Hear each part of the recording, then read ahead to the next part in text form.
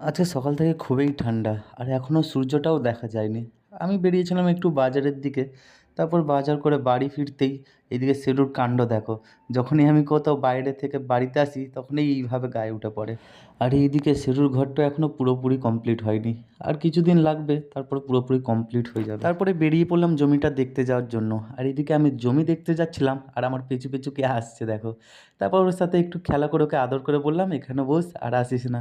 আর জমিতে গিয়ে দেখি এখনও জমিতে মাটি ধরানো হয়নি। যাদেরকে মাটি ধরানোর কথা বলা হয়েছিল তারা বলছে কালকে লাগবে। আর আজকে যদি বৃষ্টি হয়ে যায় তাহলে আরও লেট হয়ে যাবে। তারপরে বাড়ি এসে দেখি আমাদের পাড়ার কলগুলো সারতে এসেছে। আর আমাদের পাড়ার 4টে কলই খারাপ হয়ে গিয়েছিল। তাই এই কদিন পাড়ার লোকের একটু জল নিয়ে সমস্যাও হয়েছে। তারপরে চলে গেলাম স্নান করতে। আর স্নান করতে গিয়ে দেখি ঘাটে এরা এইদিকে স্নান করার আগে আগুন জ্বেলে বসে আছে। তারপরে আমিও স্নান করে বসে পড়লাম একটু আগুন শিখতে। তো আজকের মতো এইটুকুই। তোমাদের সাথে দেখা হচ্ছে আবার পরের ভিডিওতে।